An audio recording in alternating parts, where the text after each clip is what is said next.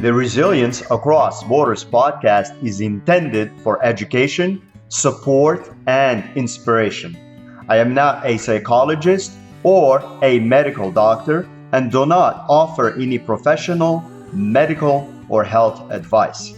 If you are dealing with or suffering from any psychological or medical conditions, please seek help from a qualified health professional.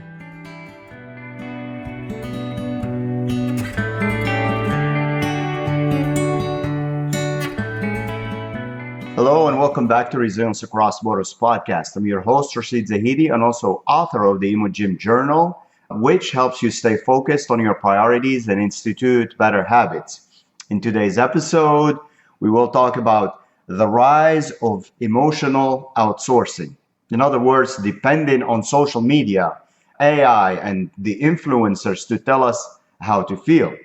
There was a time when we would just sit with a feeling before we named it. We felt disappointed, confused, angry, lonely, attracted, rejected, or uncertain, and perhaps talked with a trusted friend, wrote in a journal, took a walk, or simply allowed time to reveal what the feeling meant. Today, something different is happening. Before we have fully experienced an emotion, many of us reach for a device. We search, should I be upset about this? Is this a red flag? Does this mean my relationship is toxic? Am I being manipulated? Should I quit my job? What does it mean if someone takes 6 hours to text back? We ask social media, influencers, online communities, algorithms, and increasingly artificial intelligence to interpret our emotional lives for us. This is, my friends, emotional outsourcing. The growing tendency to rely on external voices to tell us what we feel, why we feel it, whether our feelings are justified, and what we should do next. Technology can give us information, language, perspective, and support. AI can help us organize our thoughts. Social media can introduce us to ideas we might never otherwise encounter. Mental health content can help people recognize patterns they previously couldn't name. But there is an important difference between using external tools to understand yourself and allowing external tools to replace your own judgment. The danger begins when guidance becomes dependence, perspective becomes prescription, and we lose confidence in our ability to hear our own internal voice. So why is emotional outsourcing rising? Modern life gives us unprecedented access to others' opinions. Within seconds of experiencing something uncomfortable, we can find hundreds of videos, posts, comments, articles, podcasts, and AI-generated responses explaining what supposedly happened to us. The problem is that human emotions are deeply contextual. They depend on the context. The same behavior can mean different things in different relationships. The same career decision can be liberating for one person and disastrous for another. The same period of solitude can be peaceful for one individual and painfully isolating for someone else. Yet, algorithms reward certainty. Nuance rarely goes viral. Statements such as, it depends on the context, your history, the other person's intentions, your own behavior, and the broader pattern don't attract as much attention as, if they do this, leave immediately. These 5 signs prove you're dealing with a narcissist. Never chase anyone. If your job drains you, quit. Certainly, these things sound comforting, especially when you're emotionally overwhelmed, but comforting certainly is not always wisdom. Sometimes the most mature answer is, I don't know yet. I need more information. I need to sit with this. That answer may be less satisfying, but it can be far more honest. The validation loop is when we keep searching until someone agrees with us. One of the greatest dangers of emotional outsourcing is that we may not actually be looking for truth. We may be looking for confirmation. Imagine you've had an argument with your partner. You're angry and hurt. You describe the situation to several friends. Post anonymously in an online forum. Watch relationship videos and ask AI to analyze the conversation. If one response challenges your interpretation, you keep searching. Eventually, someone says exactly what you wanted to hear. You're completely right. They're toxic. Leave. Search complete. This is the validation loop. We continue collecting opinions until an external source confirms our existing emotional state.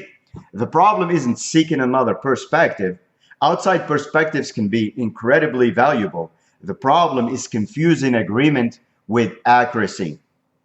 So instead, ask a question that could prove you wrong. Instead of asking, why is my partner being manipulative? Try, what are 3 possible interpretations of this behavior, including one that challenges my current view? Or instead of, should I quit my terrible job, ask, what factors should I evaluate before deciding whether the job itself is the problem or whether something else needs to change? Better questions produce better reflection. Remember, the algorithms, they don't know your life. Social media algorithms know what keeps you watching. That they're really good at. They know what you're watching and they will serve you more of it. They may know which videos you pause on, what topics you search for, what posts you share, and which content generates an emotional reaction. But an algorithm doesn't know the full complexity of your childhood, your relationships, your values, your fears, your responsibilities, financial circumstances, personal history, or private conversations. Even though some even would disagree that it knows all of these things. I don't know. There are some things obviously like that can be gleaned from the different interactions over the years. So if you watch several videos about toxic relationships, your feed may show you more content about narcissists, manipulation, gaslighting, trauma bonds, and emotional abuse. Soon, the world can begin to look exactly like the content you've been consuming. This can create a psychological feedback loop. More of what you fear, which makes the fear feel more prevalent, which makes you engage with more related content. So an example is like the red flag spiral. Someone's partner needs an evening alone after a stressful week. After watching dozens of videos about avoidant attachment and emotionally unavailable partners, the person interprets a simple request for space as proof of abandonment. The content didn't necessarily create the insecurity, but it may have given the insecurity a story. It may have given it a label and apparent evidence. So you can audit your emotional diet. For 1 week, pay attention to how you feel after consuming certain content. You may ask yourself, do I feel more informed or more afraid? Do I feel more capable or more dependent? Do I feel more compassionate or more judgmental? Do I feel more curious or more certain about people I barely understand? Your information diet shapes your emotional landscape just as surely as your food diet affects your physical body. So, greater awareness of mental health is largely positive. So let's not get confused about that. People now have language for experiences that were once dismissed or misunderstood. But psychological terminology can also be misused. Words such as narcissist, trauma, gaslighting, toxic, triggered, boundaries, and detachment style have entered everyday conversation. These concepts can be useful, but they can also become shortcuts that prevent deeper examination. A difficult person isn't automatically a narcissist. A disagreement isn't necessarily gaslighting. Discomfort isn't always trauma. A boundary isn't simply a demand that someone else behave as we wish. And being triggered doesn't automatically mean the other person has done something wrong. Labels can clarify experience, but they can also end curiosity. So, an example, instead of saying my boss is toxic, try asking which specific behaviors are causing problems. Are they consistent? Have I communicated my concerns? Is the environment genuinely harmful? Or am I dealing with a difficult but manageable conflict? Being specific gives us options. Labels sometimes give us only villains. So, describe before you diagnose. Before using a psychological label, describe what actually happened in plain language. Instead of saying, she gaslighted me, you could think, okay, she denied saying something I clearly remember her saying, and this has happened repeatedly. The description gives you something concrete to evaluate. So, also, let's talk about AI. Whether you look at it as an emotional mirror or an emotional authority, that's something you may want to consider. Artificial intelligence introduces a particularly interesting dimension to emotional outsourcing. So, as with most things, most tools, everything used thoughtfully, AI can be an effective reflection tool. It can help someone organize scattered thoughts, consider alternative perspectives, prepare for a difficult conversation, generate journaling questions, or identify assumptions worth examining. But AI should not become an unquestioned emotional authority. An AI system sees the information you provide. It does not automatically possess the complete context of your life or every side of a situation. If you present a one-sided description, you may receive an answer based on that one-sided description. This is particularly important when we're angry, hurt, frightened, or heartbroken, because emotional distress can influence how we frame events. So, for example, instead of asking who is wrong in this argument, try, based only on what I have told you, what assumptions might I be making? What information is missing? How might the other person describe this situation differently? AI is often most valuable when it helps you think, not when it thinks instead of you. Big difference. When it helps you think, as opposed to when it is thinking instead of you and it's thinking for you. So, when facing an emotional dilemma, ask for three perspectives: the interpretation that most supports your current view, the strongest reasonable challenge to your view, a balanced interpretation that acknowledges uncertainty. Then make your own decision. So, now let's talk again about the influencers and the illusion of intimacy. We can listen to someone for hundreds of hours without ever meeting them. We know their voice. We know their stories. We may know about their relationships, routines, struggles, and beliefs. Over time, they can begin to feel like a trusted friend or mentor. But the relationship is one-sided. The influencer doesn't know your history. They don't know your blind spots. They don't see how you behave when you're angry, afraid, jealous, defensive, or under pressure. Plus, they have their own baggage as well. What's presented online is not also free of their own biases and things. Plus, it's obviously a manicured image. So anyways, long story short, this doesn't mean their advice has no value. It means their advice should remain just part of the input, not instruction. I'm thinking like, okay, it's almost like a borrowed life plan, right? An entrepreneur follows influencers who preach relentless discipline and working 80-hour weeks. Another follows creators who insist that hustle culture is toxic and that everyone should prioritize ease and freedom. Who is right? Perhaps neither for this particular person at this particular moment. A parent with 3 young children, a 24-year-old building a first business, and a financially secure executive recovering from burnout may need completely different advice. So, add the context question. Whenever you hear compelling advice, ask, under what circumstances would this advice be wrong for me? That single question restores nuance. Also, the solution is not to reject technology or stop listening to experts or make every decision alone. It's about rebuilding emotional self-trust. Human beings have always sought advice. We need trusted friends, mentors, therapists, coaches, communities, books, and increasingly technological tools. The goal is not independence from all outside influence. The goal is to maintain agency. So here are several ways to strengthen emotional self-trust. One, feel before you search. When something emotionally significant happens, resist the immediate impulse to search for an explanation. Give yourself some time before opening social media, searching online, texting 5 friends, or asking AI. Ask yourself, what am I feeling physically? What emotion seems present?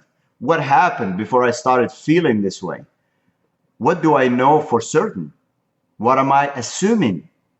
For instance, you receive a short text from someone you care about and immediately think they're losing interest. Before searching for signs of emotional withdrawal, notice the actual facts. You received a brief text. Everything else is currently interpretation.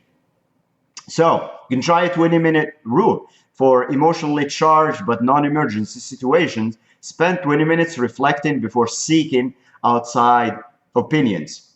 Number 2, separate feelings from facts. Feelings are real, but they aren't always factual conclusions. I feel abandoned, for example, is an emotional experience. Or everyone eventually abandons me is a belief. My friend canceled our plans is a fact.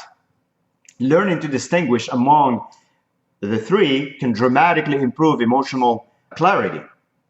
For instance, after being excluded from an event, you may feel rejected.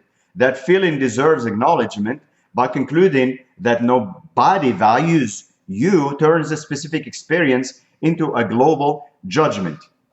Also, you can just divide the journal page into 3 sections: facts, feelings, and story that you are telling yourself.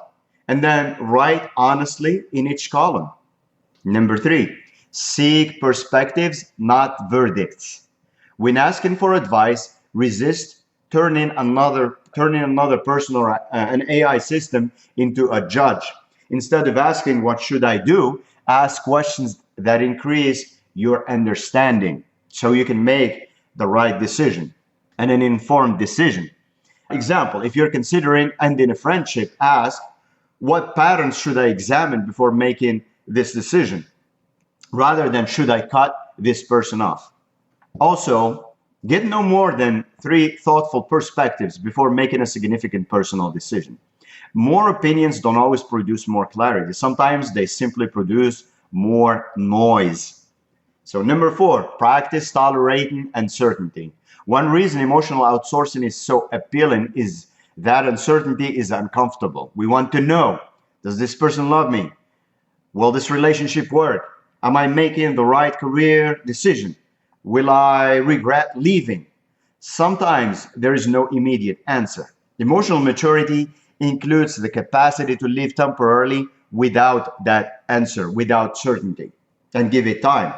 Someone you've recently started dating, for example, becomes less communicative for a couple of days. Instead of immediately labeling them avoidant or assuming rejection or watching hours of dating advice, you allow the situation to develop and to unfold, and then communicate directly and at the appropriate time.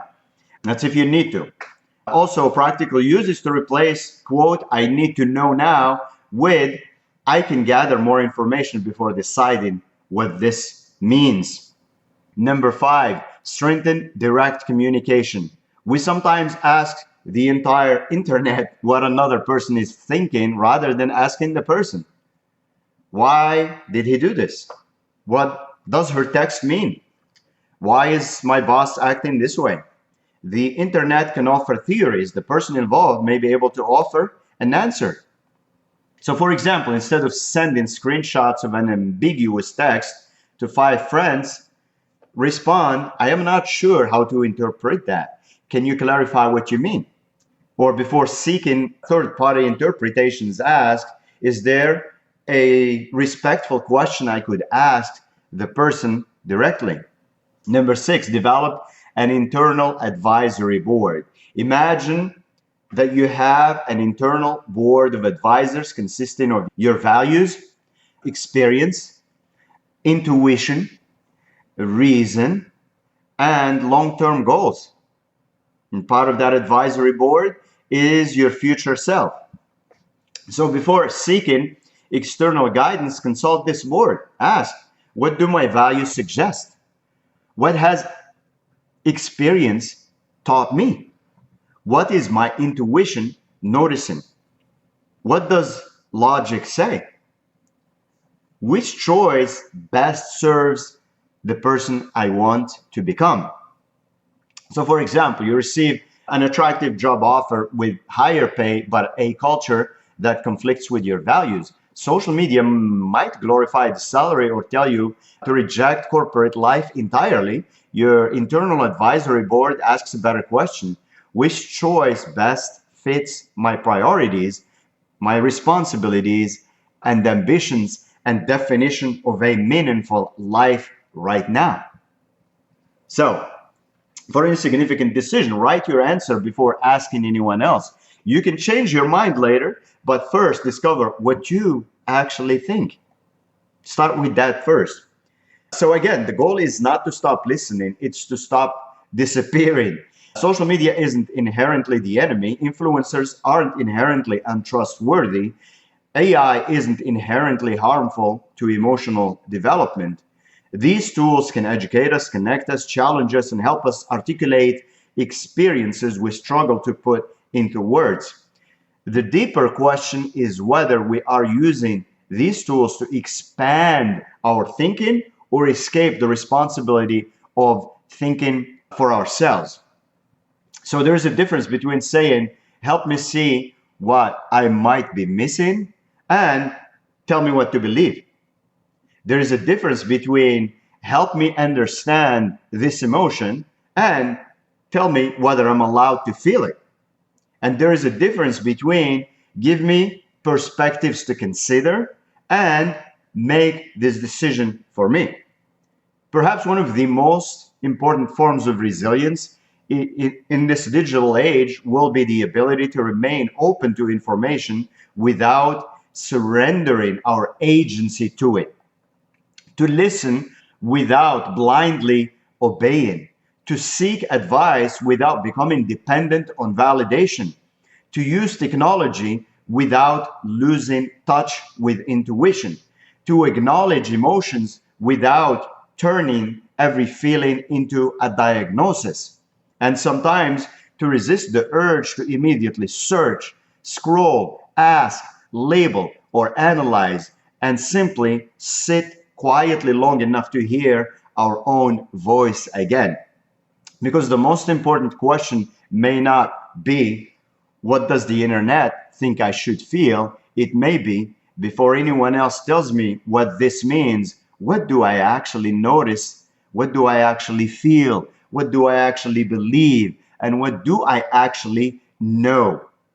So, as always, thank you for tuning into the Resilience Across Borders podcast. If you are enjoying this podcast and finding it helpful to you, please pick up a copy of the companion journal. It's called Emogym, and it's available on Amazon, EMOGYM. You can follow the blog posts. They are at resilience.com, ATRESILIENCE.com. And remember to be kind to yourself and be kind to others and stay resilient.